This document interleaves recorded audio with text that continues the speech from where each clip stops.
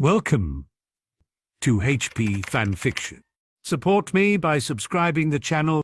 Also, like and share the video to keep me motivated to make more videos like these. As Leo fell to the stunning spell, courtesy of one of the observing auras that had accompanied the minister, Harry vaulted over the barrier and hurried to his friend's aid. Drawing his wand, he stood over the unconscious boy and the unmoving form of Lucius Malfoy as Fudge and his entourage approached. The crowd jeered disapprovingly at the interference, and let their displeasure be known as they openly insulted the minister and his guards. "Check on Lucius," Fudge commanded one of the three auras accompanying him, "and I want that boy arrested." The two remaining auras frowned and looked at one another questioningly, both grateful for the interjection of the ICW official. "On what grounds, Minister?" the man asked furiously. Fudge ignored the representative and watched as the aurora worked on Malfoy. After a few moments had passed, the fallen lord coughed, a glob of blood being forced from his throat as he began to tremble and wheeze.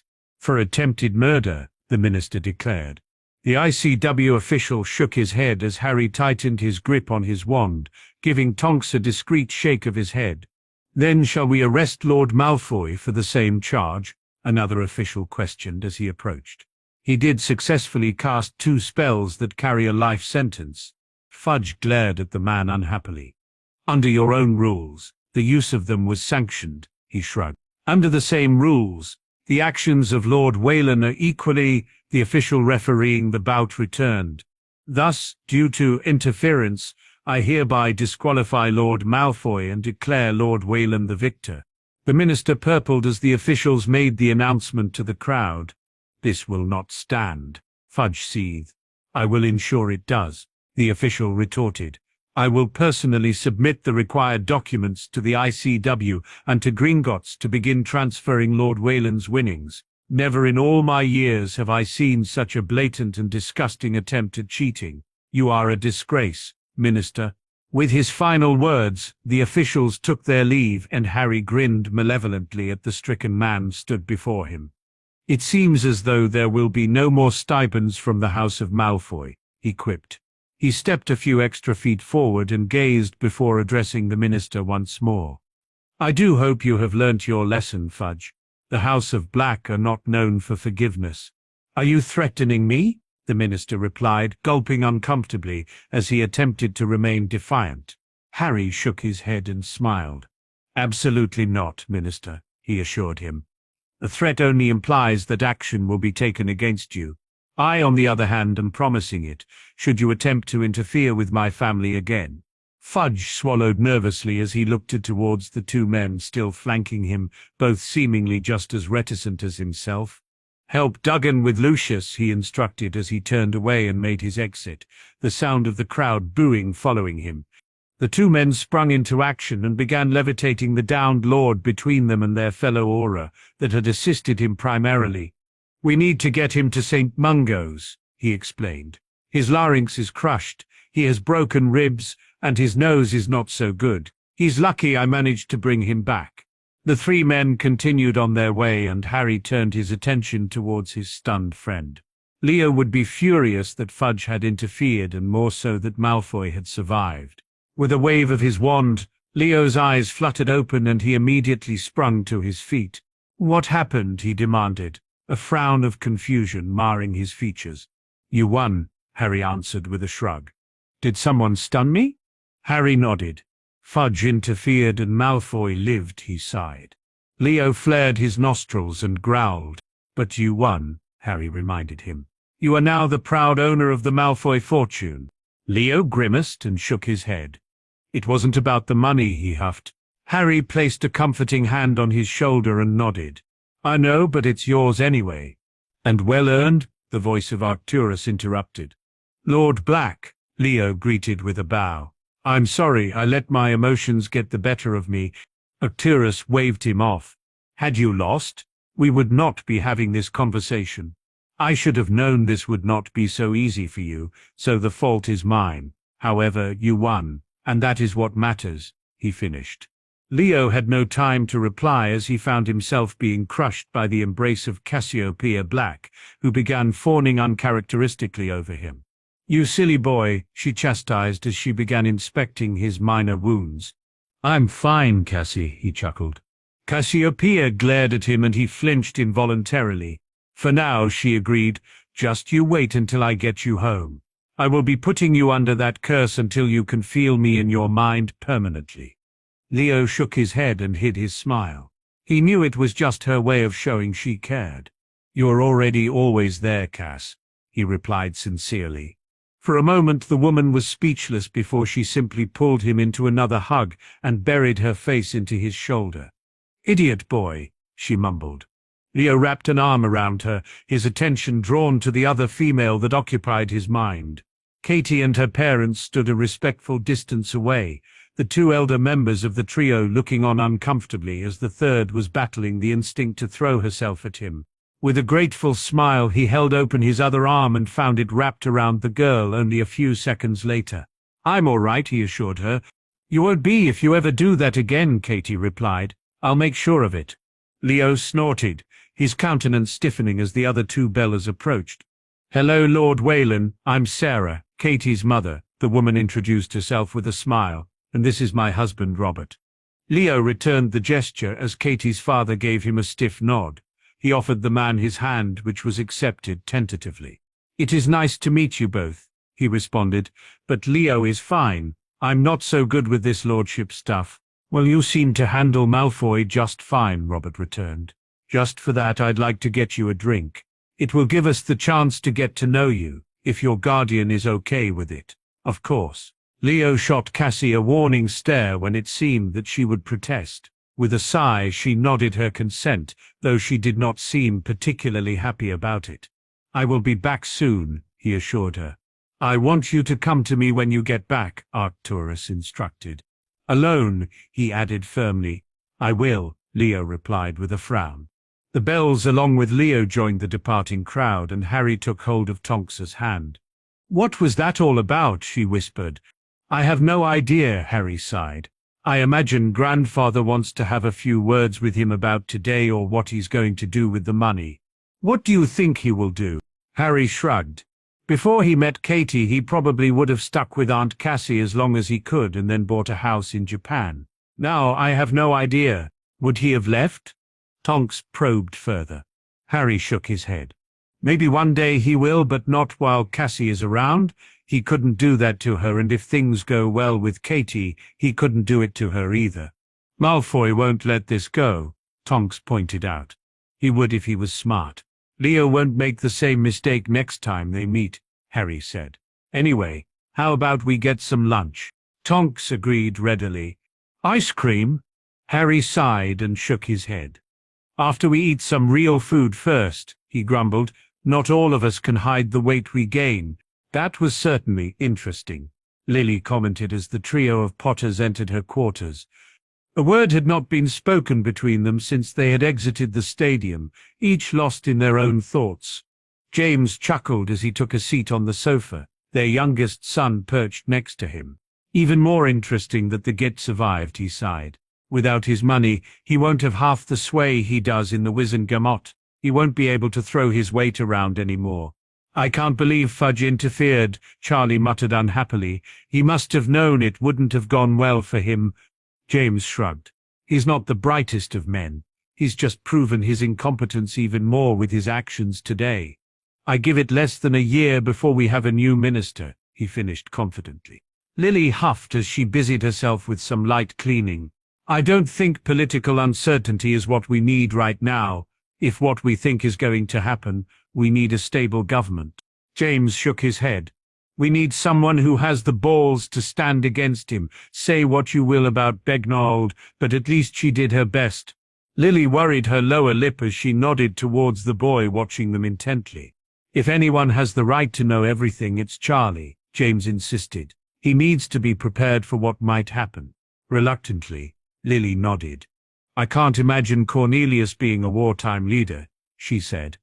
Then again, I can't think of anyone relishing the position if he comes back. James dragged a hand through his hair and nodded his agreement.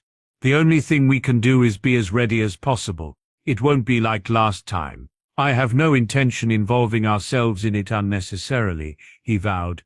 Our priority is keeping Charlie safe. And Harry, Lily added. James smiled sadly. If he wants us to. Charlie felt a pang of sadness for his parents. He had yet to forgive them entirely for what they had done, but he could feel the shame and regret they carried. Nonetheless, he could only hope that Harry had an ounce of forgiveness in him, and that he would eventually find it in his heart to show it. Although not entirely blameless, James and Lily had been the victims of manipulation. He didn't believe they deserved to be punished any more than they had. Having no idea where it was they were going, Leo allowed himself to be apparated to their destination by Mrs. Bell, whilst Katie, after giving him a nervous smile, was taken by her father.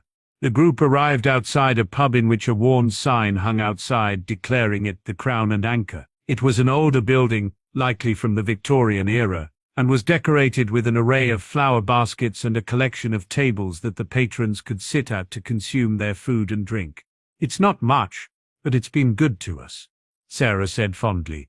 I don't suppose Lord Wayland would understand, Robert chimed in frostily, as he withdrew a sizable bunch of keys and began the processing of unlocking.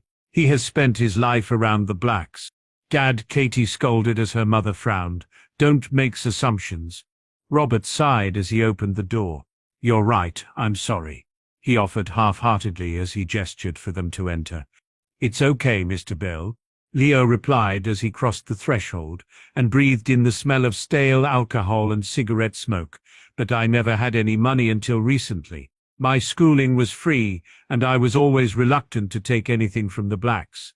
Mr. Bell grunted as he walked around the bar and began pouring himself a pint of lager, ignoring the matching glare in his direction by his wife and daughter. When he had finished, he poured a generous measure of red wine into a glass and handed it to the older of the females, and poured another and placed it in front of Katie, after a moment of hesitation. And what would you like, Lord Wayland? He asked. A pint of the black stuff, please, Leo answered cordially. Mr. Bell nodded and set to work, pouring the first half of the drink before letting it settle for a few moments. So, do you play Quidditch, Leo? Sarah questioned in an attempt to end the awkward silence. Leo shook his head. I'm a fair flyer, but not much of a player, he responded. We spent more time learning to fight from our brooms. Fight? Sarah returned, her eyebrows raised almost comically. Leo went to military schools, Katie explained. I see, Sarah said. Why? Leo shrugged. They were free and my magic is suited to it.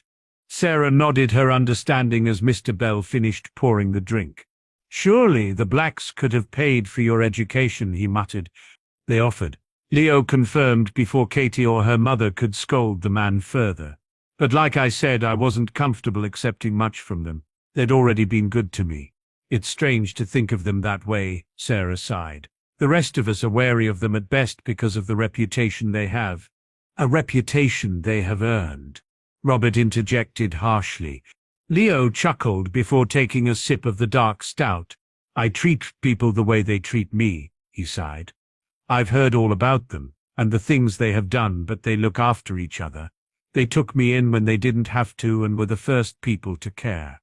Cassie is the closest thing I've had to a mother. Don't get me wrong, she's a prickly woman, but she's always been there for me since I was a lad. Robert nodded whilst Sarah shot him a look of sympathy. If you don't mind me asking, how did you meet them? The latter asked curiously. Leo gave her a smile and took another sip of his drink. I was having some treatment with a specialist in Ireland, he began. I'd leveled half of the orphanage I was living in with accidental magic and the ministry sent me there. The blacks arrived one day to get some help for Harry and we became friends. When it was time to leave, Cassie took me with them so she could teach me occlumency before I left for school. I've spent my free time with them since, he finished with a shrug. And now you are her apprentice? Sarah asked. Leo nodded. Aye, she's an amazing witch. I would have been foolish to turn the offer down, he replied. I didn't know what I wanted to do when I graduated. And just how old are you, Lord Wayland? Robert broke in, his eyes roaming over the tattoos that adorned his arms. I'm 16, he replied, and frowned slightly, as the man visibly deflated. I just like them, he added, as he gestured towards the ink. Sarah shook her head at her husband. Our Katie is determined to play Quidditch when she graduates, Robert continued proudly. Aye, she said, Leo said with a smile. She's quite something on a broom. That she is, Sarah agreed. Try as I did, I could never get her in dresses or to play with dolls. She was much more interested in roughhousing and spending her time in the dirt. Mum, Katie whined embarrassedly, blushing deeply. Leo grinned as he removed his wallet from his back pocket and withdrew a photo he had placed within. Then you will appreciate this, he chuckled as he handed it to the woman. Oh, Katie, she whispered as she gazed at the photo of the two of them at the Yule Ball. Katie snatched the photo from her mother and shot Leo a questioning glare. How did you get this? She hissed, her blush deepening further. Pensive, Leo replied as he gently removed the photo from her grip and handed it back to her mother. You can keep that one if you like, I have others. Sarah smiled gratefully and handed it to Robert, who nodded reluctantly, a ghost of a smile on his lips. I never thought I'd see the day, Sarah whispered, wiping a tear from her eye. We were so worried that you were not interested in boys, with your choice of hobbies and what not. Katie looked horrified as she looked between her parents and Leo, a look of betrayal on her face. I wasn't, her father defended. I've dreaded this day. Katie shook her head as her mother laughed. Sorry, Dad, she offered with a smile. It just happened. Robert released a deep breath. It could be worse, I suppose, he conceded. I just worry for you, Katie. I'd never do anything to hurt her, Leo interjected. We shall see, Robert returned skeptically. Dad, Katie bit back. Sorry, he replied. I'm bound to be worried. I am your father. Katie shook her head. I'm not a little girl anymore, she pointed out. Besides, it could have been Fred or George. Robert paled. Those menaces are not fit for any company. I swear I can still smell those stink pellets from their last visit, he grumbled. Bloody gingers, Leo huffed. At least we can agree on one thing, Robert quipped. The atmosphere slowly but surely relaxed as they spent more time together, and by the time it was time to leave, Robert seemed to have warmed up to him a little. We had best get you back to school, Sarah announced sadly. I don't imagine McGonagall will be pleased by your absence. I can take her, Leo offered. You have your operating license? Robert asked. Leo nodded and showed him the Japanese document. You can learn when you are 15, there, he explained. Robert frowned but nodded after a moment of deliberation. Straight back to school, he warned. I will be checking. Leo nodded as Katie said her goodbyes to her mother and father. They were in Hogsmeade within a few minutes and back within the castle walls shortly after. That could have gone worse, Katie huffed. Aye, Leo agreed. I still think your father wants to smother me in my sleep. Katie giggled. He's just protective, she said dismissively. I am his only child. Leo nodded. I know, he replied. I suppose I had better go and see Lord Black. It's not a good idea to keep him waiting too long. You won't be in trouble, will you? Katie questioned as she pulled him into a hug. Nah, I don't think so. If he was angry, I would have known straight away, he explained. Katie nodded as she squeezed him tighter. Can we go for a fly tomorrow? She asked. Aye, sounds good, he said. He gave her a chaste kiss before leaving her outside the Gryffindor common room and heading back to his own quarters. He was not certain what Arcturus wanted to discuss with him, but he had his doubts that it would be a pleasant conversation. Grudgingly, Harry left Tonks's company and headed back towards his own rooms to attend another family meeting, something that was happening more frequently. He understood the necessity of such things, however, ever since he had arrived in Britain. Life had become increasingly more complicated, precarious even, and that was without having addressed everything that needed to be discussed. A conversation with Dumbledore was to be had, as was one with the Potters, the prospect of both, not exactly something he yearned for, but felt compelled to do, nonetheless. There was nothing that could be said by either that would endear them to him. He simply wanted the final vestiges of closure for his own sake. These conversations, however, were for another time. The final task of the tournament was his priority, and the ever closer date of bidding farewell to Tonks was occupying his mind. It was not something he would relish, it was the one thing he was dreading. Despite his own reluctance to form relationships with most, the young Aurora had gotten under his skin and wormed her way through his defenses. Not intentionally mind, but simply by being herself. He shook his head of the thoughts as he gave the password the Sir Cadogan, ignoring the scrutinizing stare the knight sent him from within his helm, and entered the room into an uncomfortable atmosphere. Leo and his grandfather were seemingly finishing an uncomfortable conversation, but had paused when he entered. Leo sighed and rubbed his eyes tiredly. I'll do it. If you think it will help that much, he added to the older man.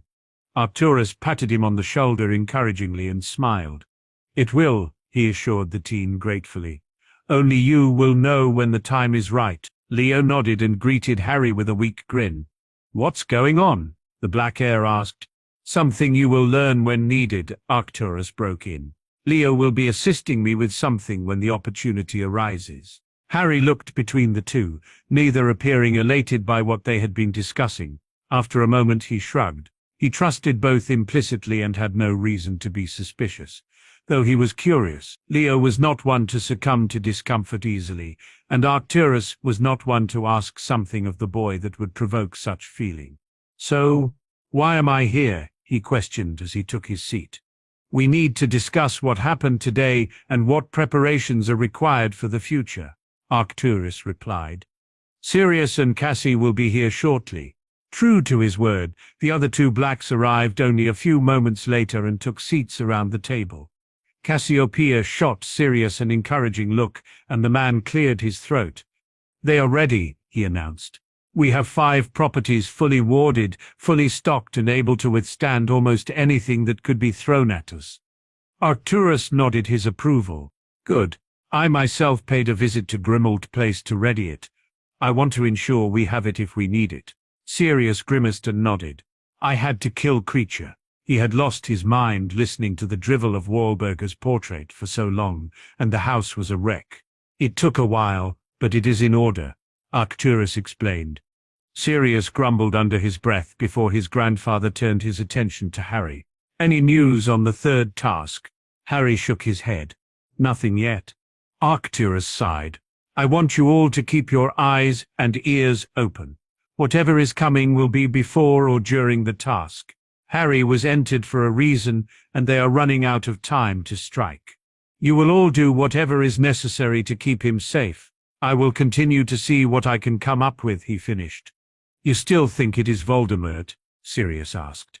Arcturus nodded firmly. Without doubt, and I have been considering how. Dumbledore knows, but he will not share. He's too damned self-assured to confide anything. It is likely that we will have to work with him to a degree. Sirius growled and Aunt Cassie was affronted by the notion. Arcturus held his hands up placatingly.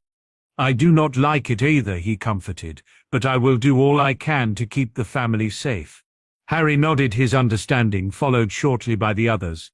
It is most concerning, Arcturus huffed. Everything is too quiet and too dangerous. Harry could not disagree. Upon looking at the others, he could see that they too were worried. What are our chances? He asked darkly. Arcturus shook his head unknowingly. If we can avoid involving ourselves, we may just pull through. The Dark Lord is a powerful wizard with much influence. Even on my best day I would have struggled to just survive against him. We won't be able to avoid it, Sirius whispered. He will come for Harry. Then he will have to come for us all. Cassie spat. I'm not so old that I can't give him some unpleasant memories of me. Harry smashed his fist on the table in fury, his eyes blazing the emerald green he was born with. He had no doubt that Voldemort would come for him. He remembered that night as though it were yesterday, and if Voldemort did too, he would be at the top of his list. Then we will not involve ourselves unless necessary, he declared sternly. When this tournament is over with, we will leave and not return. Magical Britain can handle their own Dark Lord. Let Dumbledore prove himself once more. Cassie snorted and Arcturus chuckled. Dumbledore holds on to his morals too tightly. He's capable, I'll give him that, but he does not have the fortitude to kill Voldemort. Hell, he is probably too old now. The woman shrugged. Arcturus sighed loudly. We won't be able to avoid it forever. Like it or not, We are already a big target because of the threat we could be to him and for what has happened in the past," he added to Sirius knowingly. "That's why we will be prepared for all eventualities. For now, I want you all to be ready to leave at a moment's notice just in case, and do not be predictable with your movements. We do not want anyone to be able to anticipate where we are or what we are doing." The others nodded as the Black Patriarch stood. "We will do all we can to come through this, whatever is necessary, whatever that may be. The survival of the Black Line is all that matters." Harry swallowed and bowed slightly as Arcturus's glare bored into him. He was very much aware of what was expected of him in the years to come, but he could not promise he could fulfill it. None knew what truly had happened that night other than him and likely the Dark Lord. It was the only thing he had ever kept from his family and best friend, all to ensure they were safe. Now, he could not help but think that his silence on the matter would prove to be disastrous. The Dark Lord looked upon the rat in disgust as the pathetic man trembled before him, the day's newspaper clutched in one of his sweaty fists. The news could not be good, of that he had no doubt, but the incessant cowering of Pettigrew was trying his patience. Usually he would find such a countenance amusing, but when Wormtail adopted it, it was meaningless. The man was as spineless as they came. "What is it, Wormtail?" he hissed. The squat man swallowed nervously as he handed the paper to his master and near sprinted from the room, unwilling to be in the presence of the impending outburst of fury. The Dark Lord frowned as he read the article, his serpent-like nostrils flaring angrily as the ineptitude of one of his more ardent followers was displayed for all to see. Instead of spewing expletives and curses as one would expect, Lord Voldemort simply shook his head. Lucius, though usually a cunning man, had proven his foolishness. The Blacks were not a family to be crossed lightly, and he was now paying the price for his folly. Doing so, he had lost everything to a mere boy. He pondered the name for a moment, the familiarity of it invoking memories long past. "The Potioneers?" he muttered under his breath, a light frown creasing his brow. They themselves were of no importance overall, but their refusal to offer his assistance had triggered his first foray into Ireland. He specifically remembered ordering Lucius and a few other followers to punish them duly for their slight against him. He celebrated the devastation by torturing the fool for killing them both. He'd had a need for them and the ingredients they had at their disposal. Instead, he had lost them to another bout of overzealousness by the blonde. As far as Lord Voldemort was concerned, Lucius had gotten what he deserved, less in fact for all the transgressions he had committed throughout his life. But now, without his wealth, he had little use for him. The only thing that the man had to offer was the influence he held over the current minister, and it was unlikely that Fudge would remain so for much longer. He had angered a rather prominent and dangerous family, and that certainly did not bode well for the man and his political career. Arcturus Black was not a forgiving man, and the Dark Lord was certain that the election of a new minister was on the horizon. Harry had been pondering the final task since the details had been revealed the night before. Needless to say, he was about as pleased as his grandfather in what the task entailed. The elder Black was not comfortable that Harry would be out of sight for the duration, nor for the number of variables and potential issues that could arise from such a thing. In short, Harry would be alone until it was all over in a place where so many things could go wrong, and this did not sit well with any member of the family. It took considerable time before they were able to begin planning, and even then, little was achieved. All that had been revealed was that the champions would have to retrieve the cup from within the maze and face several obstacles on the way. It had been Leo that suggested he speak to Charlie, as it was almost a certainty that there would be creatures lurking within the construct. The young Potter may not be the most deft with a wand, but he did take care of magical creatures under the tutelage of Professor Hagrid, and as Sirius explained, the man was quite the expert on the subject, and would have undoubtedly been called upon for this particular part of the task. As usual, a sleepy Charlie emerged from the portrait of the fat lady and gave the duo a nod in greeting. "Morning," he mumbled as he began stretching his legs. "Little Potter," Leo returned. "Forget training for now, we need to speak to you." Charlie immediately adopted a look of nervousness as his gaze shifted between the two older boys. "It's nothing to worry about," Harry assured him. "I just need your help with something." Charlie relaxed and nodded eagerly as he followed the others into an abandoned classroom, a little further down the corridor. Once inside, Leo sealed the door and placed a few charms on it that he did not recognize. "What is it?" he questioned. Harry dragged a hand through his hair and let out a deep breath. "It's about the third task," he said without preamble. Charlie frowned and shook his head.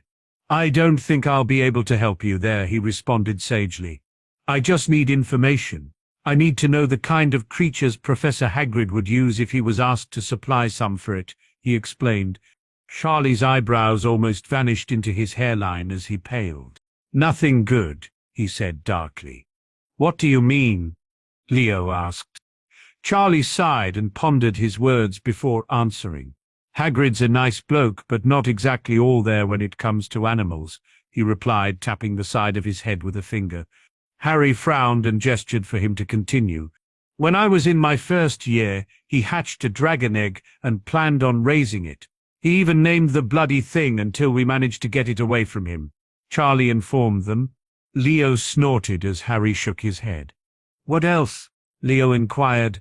"He liked dangerous creatures. Almost everything we have studied could kill a normal person. Hippogriffs, ashwinders, and even blast-ended scroots," he reeled off.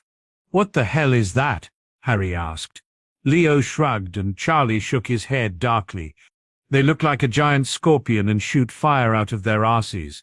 We had to stop studying them because they got too big and dangerous. Nothing we tried would put one down." Leo laughed as Harry dug his pals into his eyes. "So anything he chooses will be bad," the latter deduced with a groan. "Yes," Charlie reiterated. "The man would probably think a Nundu is a bloody kitten."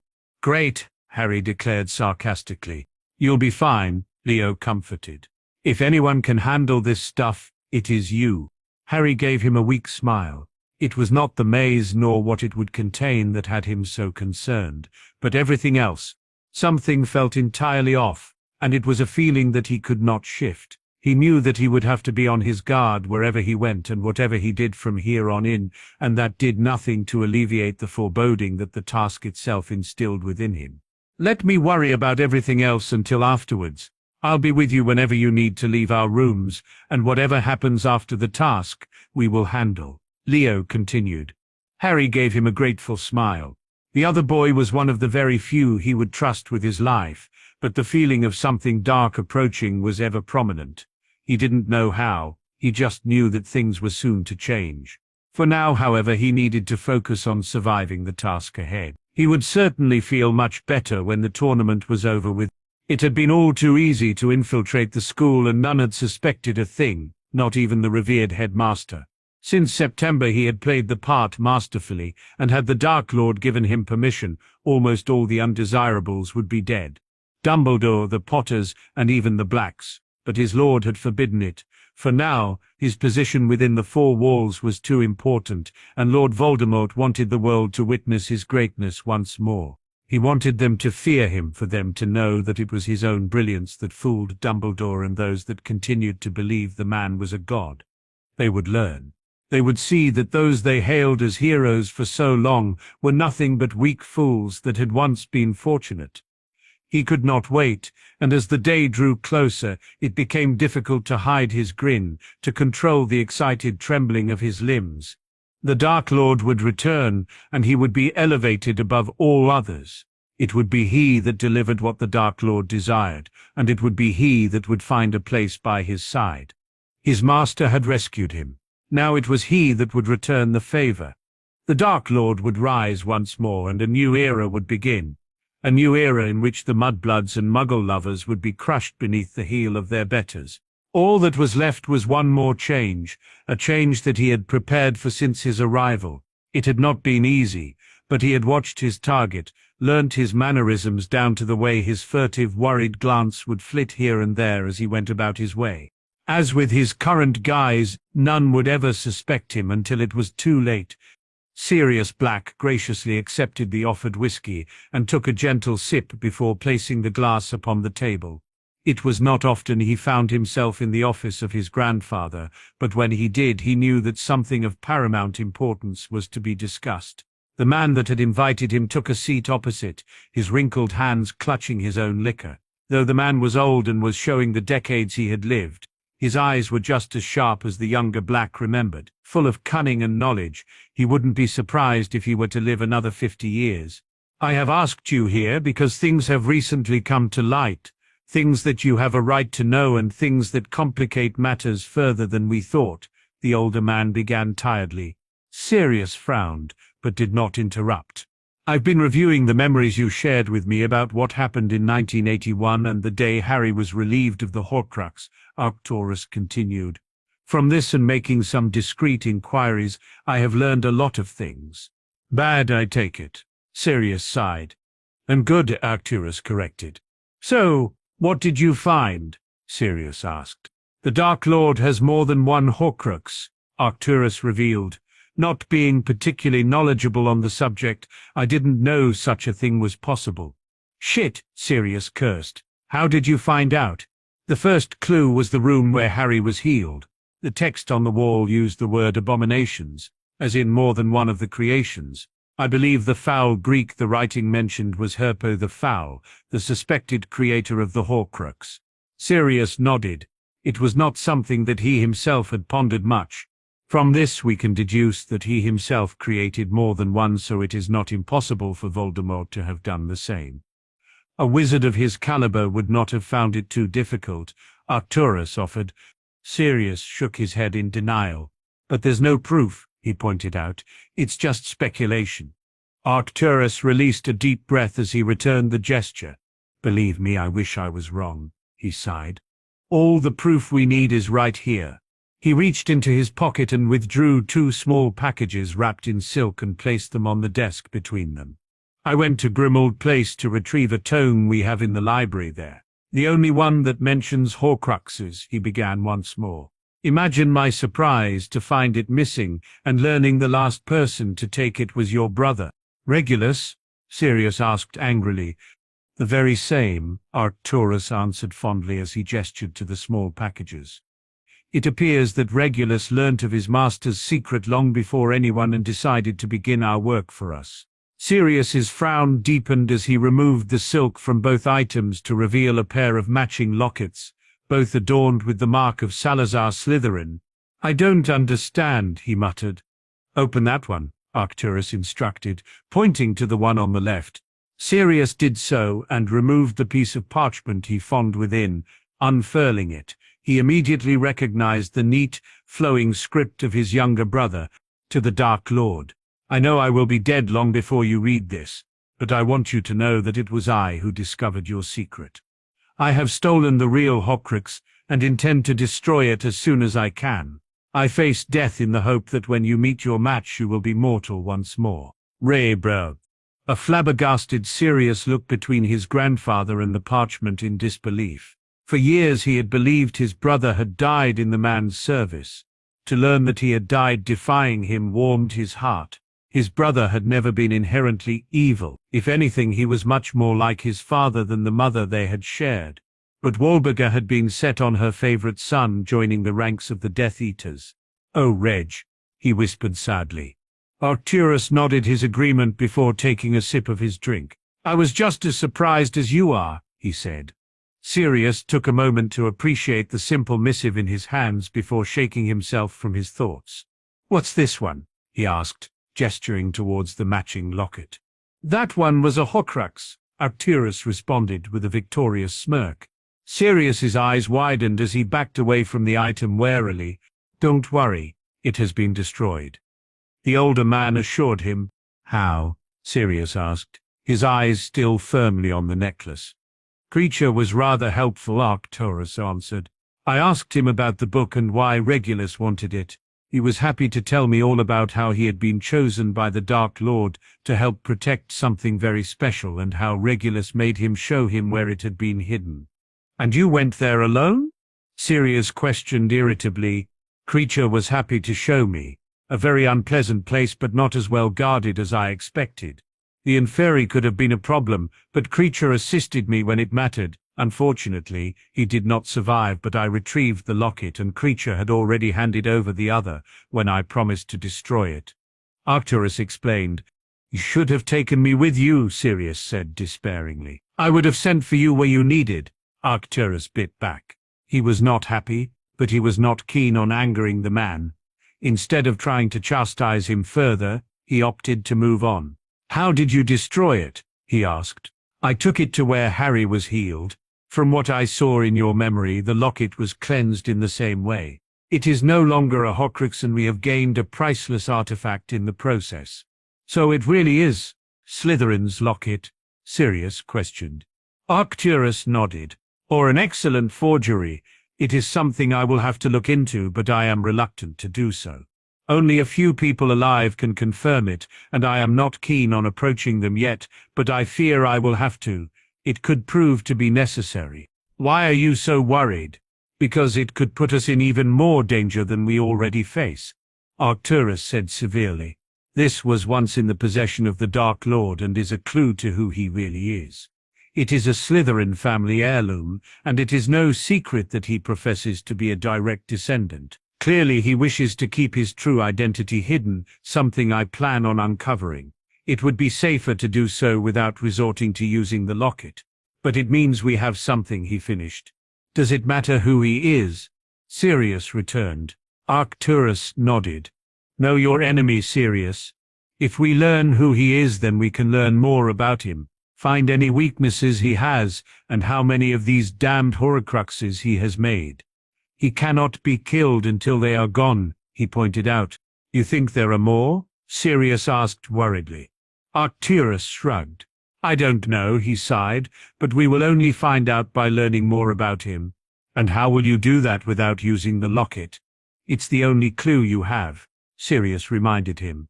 Not entirely, Arcturus replied cryptically. Very rarely does a wizard of his ability surface.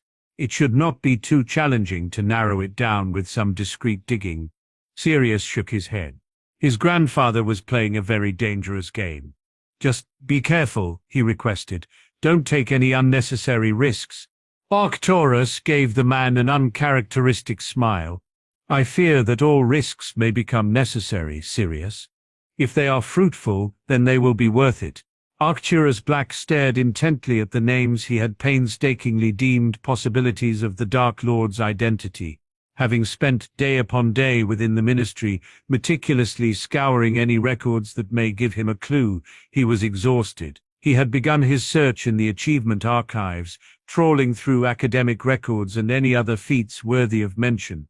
The 5 names he now had were the result of his efforts. 2 he could discount immediately. Dumbledore, though a man of questionable character at best, was not the Dark Lord, and neither was his own friend, Charles Potter. Cantankerous Knot would be a strong suspect had he not passed during the last war. He had been a gifted wizard, deadly with a wand and a ruthlessness to rival that of Voldemort himself. Knot, however, was dead. Arcturus had witnessed his demise personally, a memory that stirred only satisfaction in the old man's bones. The only 2 names that remained were ones he did not recognize. They were certainly not men of pure blood, but piqued his interest, nonetheless. Elgin Drury had achieved outstanding grades during his years at Hogwarts, but had suddenly disappeared during a tour in South America some 5 decades ago. No other record of the man existed, and that alone disturbed Arcturus more than he cared to admit. It was not unusual for people to vanish in the wizarding world, but it was seldom that a man like Drury would disappear without due cause. From what Arcturus could gather, he had been a quiet man, introverted and avoided the public sphere as much as possible, to the point that little concern had been shown when he did not arrive back from the Americas. It was as though the world had forgotten such a seemingly brilliant man had existed. The final name on the list had garnered his attention much more than the prior. Tom Riddle, Slytherin House. By all accounts the boy had been a prodigy, rivaling even the revered headmaster of Hogwarts with both his OWL and NEET results. He had graduated in 1945, quite a few years after himself, and no other record of the boy could be found other than he had been the recipient of a Special Services to the School award, though the details of such were not included. No record existed of what he went on to do or any further achievements. Such talent was not something to be wasted, nor something that would go unnoticed. He did, however, have his reservations. If he was a mudblood, as Arcturus expected, it is possible that he was killed in the closing stages of the Muggle War. If that were not the case, then it was rather suspicious that he had all but vanished after his schooling. Arcturus released a deep breath as he stretched. Although the names were interesting, he could not help but think he was missing too much information. The Dark Lord claimed to be from the Slytherin line, but nothing suggested either of the two were linked even distantly. Neither came from a pure-blood family, and any relative of the man would not sully their line with Muggle blood. Something was not right, and Arcturus pondered continuing his search. He only delved into the archives from the last century, working under the assumption that such a man would have surfaced during the Grindelwald years as either a powerful ally or enemy to the man. Dark Lords were rather egotistical, and being outshone was not something that any self-respecting one would allow, particularly with how close Grindelwald's reign was to reaching British shores. He shook his head of the doubt and began formulating his next move. It would be nothing short of amateurish to ignore what was in front of him, despite his reservations. It should not be too difficult to find out what happened to the boy. The easiest route would be to confront Dumbledore, but he was loath to do so.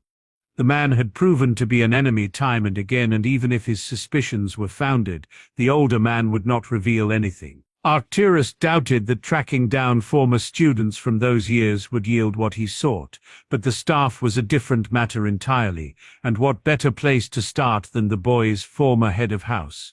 With a sweeping motion of his wand, the documents filed themselves away, and his mouth formed into a hard line.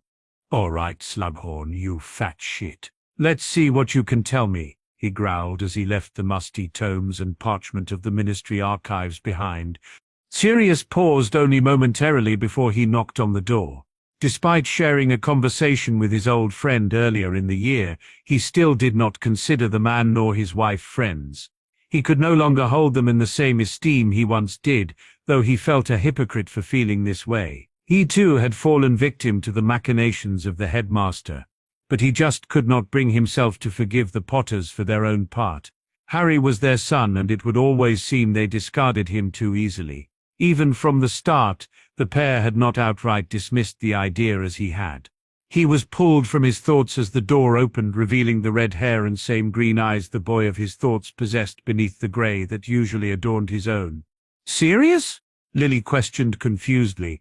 "Is he in?" he questioned, harsher than he'd intended. Lily flinched slightly as she nodded and bade him to enter. Sirius offered her a stiff nod of gratitude as he crossed the threshold into their rooms, and Lily hurried away immediately to fetch her husband. James emerged only a moment later, his efforts to tame his hair into something other than its tousled mess failing as it always had. Lily stood nervously beside him, looking between the two worriedly. "Can I get you a drink, Sirius?" she asked, breaking the silence. "Coffee would be nice," he replied. He didn't want it really, but it served to busy her and break the somewhat awkward silence. "What can I do for you, Pads?" James questioned as he took a seat and gestured for Sirius to do the same. Sirius sighed as he sat and rubbed his eyes tiredly. He still didn't know entirely why he'd come. He simply felt the need to do something, to warn them of what was happening. He had no doubt that Dumbledore was remaining as tight-lipped as ever, even if the man had any idea of what was occurring outside the walls of Hogwarts. "Things are happening out there," he stated, pointing towards the window, causing James to frown. "In the forest?" James returned, his frown deepening. Sirius shook his head. Voldemort is up to something." James took a deep breath as he nodded. "I figured as much," he muttered. "There's too many coincidences, and Harry's name coming out of the goblet," he trailed off unhappily.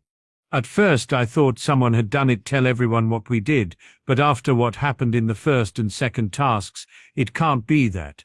My grandfather is looking into it," Sirius revealed, much to the surprise of the other man. "He's not happy and he won't admit it, but he's worried." James rubbed his eyes behind his glasses. "What's he found?"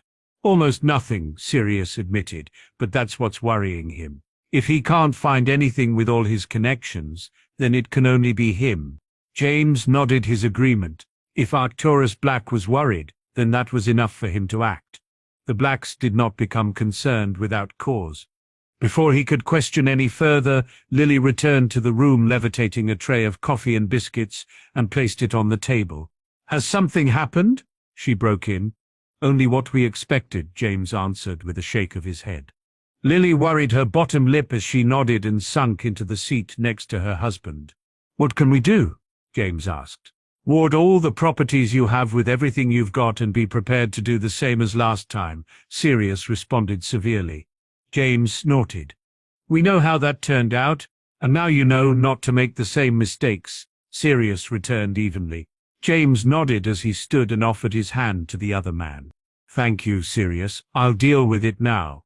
Sirius took the shake and nodded, not feeling any relief at what he had done. "I didn't do it for you, I did it for Harry.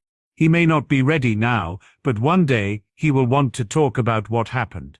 He deserves that," he finished, as he turned away from the pair and left the room, remaining ignorant of the pained looks adorning the Potter's features.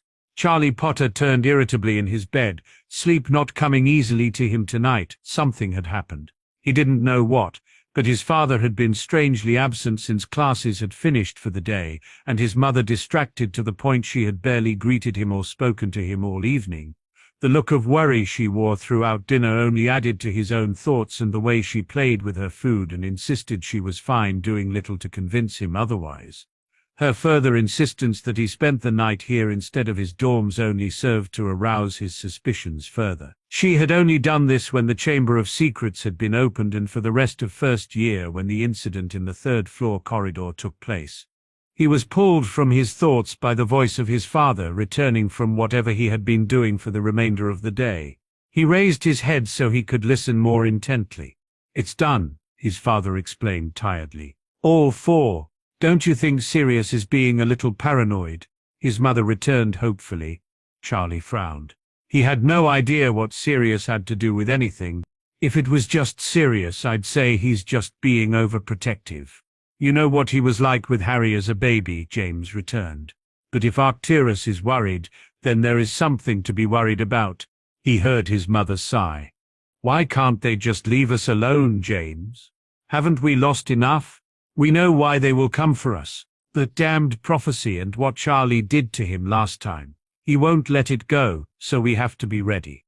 "I can't do it again," Lily sobbed.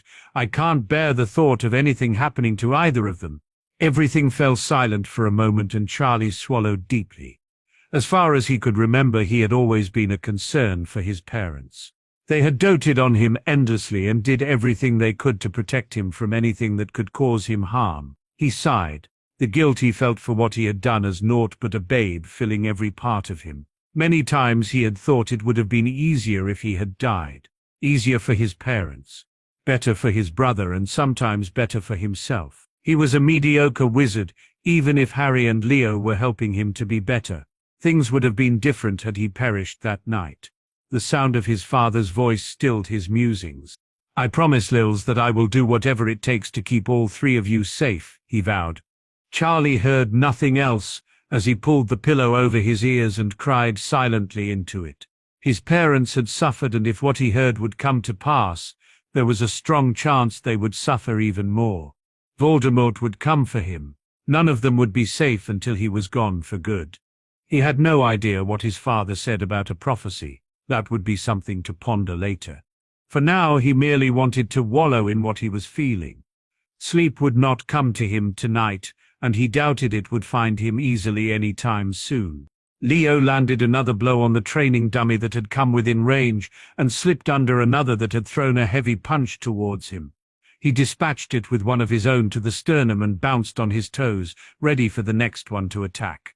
His work over the weeks had kept him busy. Training Charlie himself and spending time with Katie had been difficult to juggle with his work under Cassie, but he wouldn't have it any other way. Each were equally important to him. Katie had become his escape from everything else, and he could not now imagine not being around her. She was far from being a conventional lady, but that was something he admired about her.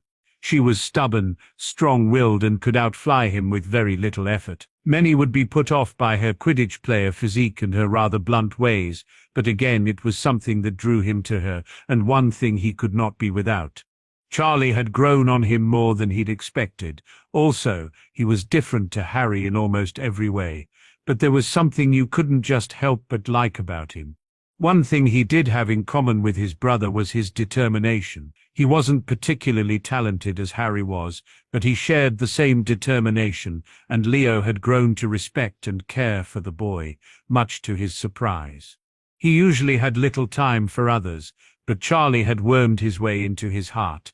He shrugged off another dummy that had attempted to grab him from behind and smashed his elbow into its nose, felling it. He drew his wand and brought the training to an end, his thoughts wandering to the conversation he'd shared with Arcturus after his duel with Malfoy. He rubbed his eyes tiredly before wiping the sweat from his brow. It was a monumental task he had been given, one he had been forbidden to discuss with anyone. He understood why Arcturus would want to take these steps. He just wished it wasn't him to do it, though he knew he was perfectly equipped to handle it. It was not something he was looking forward to.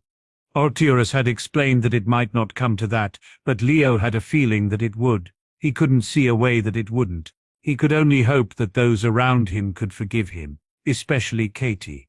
She would not take it well when she found out. Cassie would be furious too, but she would understand. Eventually, he would be doing it for all of them. With a sigh, he took his shower, dressed and headed off to meet Charlie.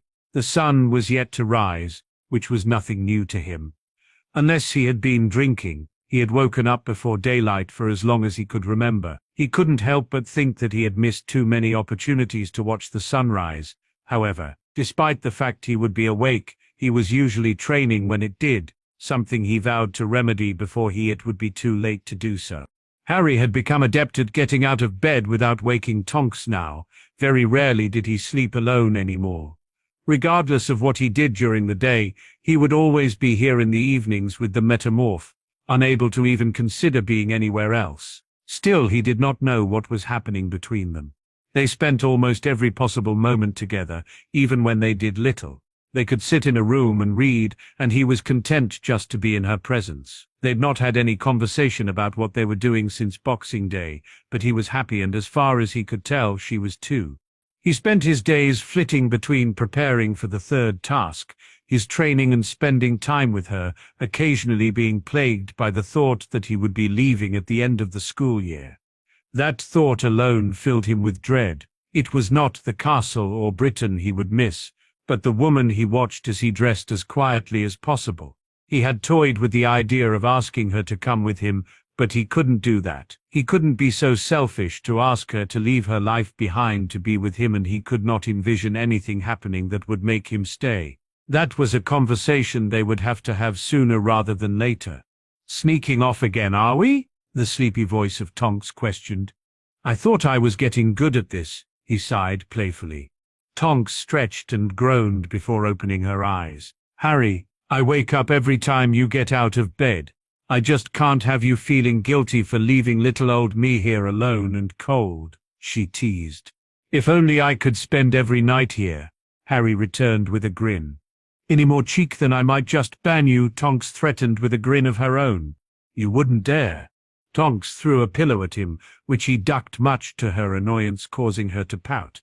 "It's only that I know you'll be back that I let you leave," she said seriously. Harry smiled sadly. For the most part, they teased and joked around with each other, but there were moments like this that were filled with such warmth. Moments that would likely come to an end when the tournament did. "There's nowhere else I'd rather be," he returned honestly. Tonks shook her head as she smiled brightly. "There'd better not be," she warned. "Now go away, you've disturbed my sleep enough." Harry chuckled before kissing her on the cheek and returning the pillow she had thrown at him. "I'll see you later, Dora," he whispered before exiting the room. Although her words warmed him, they equally hurt soon after. He meant what he had said. There was nowhere else he'd rather be than with her. He just couldn't imagine it being here. It was a frustrated Arcturus Black that arrived at one of the many more avoided apothecaries in Nocturne Alley, his search for the unusually elusive Horace Slughorn having been very unsuccessful thus far. The man was a socialite, often attending one function or another at every given opportunity. This, however, seemed to have changed over the past several months. None of the establishments the man had been known to frequent had seen nor heard from him in some time, and anyone who simply knew of Slughorn would know how odd that was. His lack of success in locating the man had brought him here. Any potions master worth the title he carried knew of this place, and Horace Slughorn was one of the best in his field. Despite the dingy and unassuming exterior, it was the only place to go to obtain the finest, rarest, and most illegal ingredients available. Pulling the hood he wore to disguise himself tighter around him, he entered. The smell of decaying plants and animals assaulted his senses as the bell above the door jangled. He barely had a moment to take in the worn wooden floor, counter and jars adorning matching shelves, before a lanky, balding man entered from a back room, wiping his hands on a filthy rag. "What do you want?" he barked irritably. "I would like to know where I can find Horace Slughorn," Arcturus replied politely. The man shook his head. "Never heard of him. If that's it, then piss off." Arcturus chuckled, causing the man to frown. "What are you laughing at, you balmy git? I said I ain't heard of him, so sling your hook for I make you," the man warned as he drew his wand. Before he could aim it, Arcturus had drawn his own and disarmed him, leaving him stood gaping at his now empty hand. Locking the door with another flick of his own, Arcturus seized the man by the front of his robes and shoved him into the back room he had emerged from. He pressed his wand up against the trembling man's neck and slammed him into the wall. "Let us try that again, shall we?" he offered, maintaining his polite tone. "I'm going to ask you where I can find Horace Slughorn, and you are going to tell me. If you don't, then this conversation will become much less amiable. Understood?" The man swallowed deeply and nodded. "Good," Arcturus praised. "Now, where would I be able to find him?" "Look, mate, I don't know what he's done, but he came in a while ago, handed me a bag of gold and told me to keep it hush. Asked for 3 pints of dragon's blood and buggered off. I didn't have that much, so he left an address. It's in the top drawer," he explained, pointing a shaky digit towards a shabby desk in the corner of the room. Arcturus released the man, sensing no dishonesty, and opened the drawer. The parchment with the address on was on the top amongst a collection of empty files and broken quills. "Did he say anything else?" he asked as he read the hurriedly scrawled address. The man shook his head as he straightened his disheveled robes. "Nah, he was spooked though. Ain't never seen him like that." Arcturus nodded. "I was never here, and neither was Slughorn," he stated firmly. "You was never here, mate," the man readily agreed. Arcturus bid the man farewell with a final nod before he exited the shop and made his way through the slowly darkening alley. As he reached the apparition point, he gave a cursory glance around to ensure he wasn't being followed, and checked himself for any tracking spells that could have been placed on him. Satisfied his venture had gone undetected, he vanished and appeared in an unfamiliar Muggle neighborhood. He had seldom visited the Muggle world and cared not if they found his choice of clothing strange, though such a thing was not an issue. The street was void of any people, so he began making his way in the direction of a small collection of houses in front of him. He had barely made a few steps when he felt the magic of a ward scheme wash over him. Frowning, he drew his wand and cast a few diagnostics, the frown deepening at what he found. There was only an alert ward and a Muggle repelling charm. Not even a mediocre attempt at truly trying to protect oneself. The result of such a poor attempt was revealed as he approached the first house. The front door had been blown violently of its hinges, and the signs of a struggle he could see in the hallway were not a good sign. With a sigh, he disillusioned himself and entered the house carefully, not wanting to trigger any traps that may have been left behind. He found no such thing as he entered the lounge, to find it in a deplorable state. The furniture had been destroyed and there was an obscene amount of blood sprayed across the walls. Whomever had been attacked here would not have survived without immediate assistance from a healer. He shook his head as he turned to exit, but his attention was drawn to the pristine armchair, sat amongst the debris. The wall behind and the floor around were littered with the remnants of what had happened. But the chair remained immaculate despite the blood splashed around it. "You almost had me, Slughorn," he growled as he fired a stinging hex at the chair, causing it to yelp and begin to shift into the paunchy man. "Was that necessary?" Slughorn grumbled as he rubbed his thigh. "Was it bloody necessary to hide?" Arcturus returned. Slughorn's eyes widened when he realized whom it was that had found him. "You can't be too careful, Lord Black," he said dismissively. "What can I do for you? You wouldn't have gone through all this effort to find me unless it was important, though now I will need to find a new home. Do you need a particularly difficult potion brewed?" he asked, rubbing his hands together gleefully. Arcturus snorted. "Nothing of the sort. I need information." "What information?"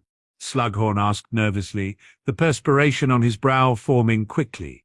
"I have a few questions about a former student of yours," Arcturus continued. "Tom Riddle?" Slughorn's eyes glazed over at the mention of the name and he smiled warmly. "Such a bright boy. Such a shame he ended up working in a shop. I had such high hopes for him," he sighed dreamily. Arcturus frowned at the response. "Slughorn," he called. The man continued to stare, his eyes vacant and grin unwavering. "Horace?" Arcturus called louder as he shook the man. Slughorn's eyes cleared and a look of surprise replaced the vacancy before he addressed Arcturus. "Lord Black, what are you doing here?" "Oh, I suppose you need me to make a potion for you," he guessed, seemingly ignorant of the fact they had been talking for several minutes now. "I asked you about Tom Riddle," Arcturus reminded him. Again Slughorn's eyes glazed over and the same smile formed. "Such a bright boy, such a shame he ended up working in a shop. I had such high hopes for him," he repeated. "Shit," Arcturus muttered as he waved his hand in front of Slughorn's face, getting no response. Someone had clearly gotten to the man before him and he had a good idea who it was. With a huff he sent off a Patronos to his sister. He was no slouch when it came to the mind arts, but Cassie was one of the best in that field, and if Dumbledore had done this, he would need her expertise. Not wanting to be idle, he shook the potions master once more, snapping him out of whatever he was experiencing. "Have you seen Dumbledore recently?" he growled. Slughorn nodded, his jowls flapping. "Albus came and saw me a few weeks ago, and asked if I'd be interested in taking my old job back. I don't know why, is more than competent. I taught him myself, you know, and he became the youngest master in history," he said proudly. Arcturus released a deep breath. It wasn't exactly common knowledge that Snape had turned out to be a spy amongst the Death Eaters during the last war, or so Dumbledore claimed. It seemed to the man that Dumbledore was planning on using him again for the same purpose, which meant that Voldemort thought him an ally. Snape would have to be dealt with if that was the case. He was too much of a liability. "Did he say anything else?" he questioned. For a split second, Slughorn's eyes glazed over once more before he shook his head vehemently. "We had dinner and he left," he answered with certainty. Arcturus flexed his fingers, fighting the urge to simply curse the man. He had to remind himself that he needed him alive and that he was likely just a victim to Dumbledore's manipulations. Thankfully, Cassie arrived only a moment later, her wand drawn as she looked between the two of them in confusion. "What is going on, Arcturus?" she demanded. "His bloody mind has been addled," he replied curtly, pointing to the man who frowned. "Watch," he instructed. Cassie raised a delicate eyebrow as Arcturus asked the rotund man about a Tom Riddle, only for the other one to follow as she took in his reaction. "That's high-level legilimency," she confirmed. "And who do we know that could do this?" "Me," Cassie shrugged. "And Dumbledore," she added distastefully. Arcturus gave her a knowing look and she sighed. "All right, I'll have a look, but I want to know what this is all about," she warned. "You will know when you need to," Arcturus retorted. "This could be very dangerous." "Him?" Cassie asked. Arcturus nodded. Cassie huffed as she approached the unmoving man and entered his mind. She quickly found that any defense he may have once had was missing, but there were subtle signs of tampering. Clearly Dumbledore had been certain that none would seek Slughorn out, or he would have done a much better job at masking whatever it was he had done. Carefully, so not to cause any further damage to the man's mind, she began the task of meticulously undoing Dumbledore's work, cringing at the level of manipulation he had resorted to get what he wanted. Although he hadn't removed any memories, he had forcibly viewed many of them. She couldn't be certain how long it took, but as she took in the final memory of Dumbledore entering the man's mind, she found herself forced out and breathed deeply. She grudgingly admitted the headmaster was good, but she had no doubt that she was better when it came to matters of the mind. though being removed by a man with no mental defense was a strange experience. It wasn't his capability in the art but a surge of his own magic that she had felt eject her. He's experiencing severe mental trauma, she explained. His memories were forcibly viewed, and Dumbledore put in some false memories of him and Slughorn having dinner and then him leaving.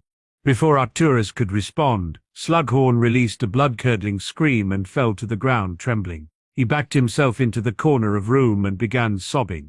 "I can't, I won't," he cried. "What's happening?" Arcturus asked. "Give him a minute," Cassie advised. "He needs to come to terms with what happened." Slughorn suddenly stood and waved his wand, packing a trunk with all his possessions.